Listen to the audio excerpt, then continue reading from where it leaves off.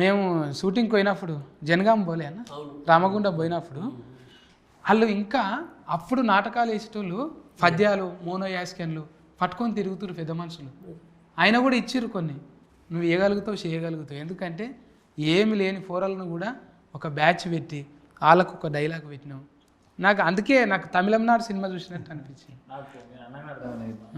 Overall జీలో trending అన్నాం కదా, కొన్ని తెలుగే కాదు, దానిలో ట్రెండింగ్ 10లో తెలుగు ఉంది, కన్నడం ఉంది, మలయాళం ఉంది, జీ ఓవరాల్ ఇంటర్నేషనల్ దాంట్లో అన్ని లాంగ్వేజెస్ కంటెంట్ ఉంటాయి కదా. అన్ని లాంగ్వేజ్లలో మన కంటెంట్ తెలుగుది టాప్ 1లో ఉంది. ఇప్పుడు ఏక నెంబర్ ఏక అయింది కానీ, అంటే ఒకప్పుడు రవిడిగుండేయాలకు పెట్టేది యాస, ఇప్పుడు మొత్తం కథలనే పెడుతున్నాం. హీరో అవుతున్నది, కథనే హీరో అవుతున్నది, అది హీరో లెక్క నిలబడ్డది ఇలా ఈ యాస భాష. అంటే ఇప్పుడు యూనివర్సల్ అయిపోయిందన్న ప్రతిదీ.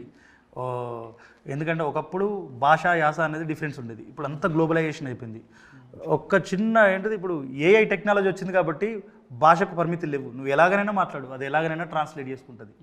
సో మనకు యాస అనేది ఎక్కడ ఇబ్బంది కాదు, మనం ఎలా అయినా మాట్లాడవచ్చు, ఎందరికైనా మనం కమ్యూనికేషన్ అవ్వచ్చు. కానీ కమ్మదనం ఉంటుంది. ఇప్పుడు అవును, అల్లుడు అర్జున్ మాట్లాడితే అది అట్లా ఇంకెవరు మాట్లాడరు అన్నట్టుగా చేసిండు.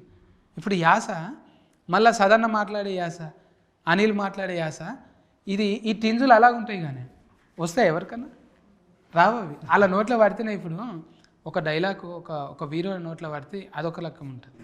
ఒక హీరో ఇప్పుడు ఇదే యాస నువ్వు వేరే వాళ్ళకి ఇచ్చి చేపిస్తే రాదు అది. అంటే ఇక్కడ పుట్టింది పెరిగింది అదే కథ కాబట్టి అంత నచ్చింది, అందుకే ట్రేడింగ్ అయింది.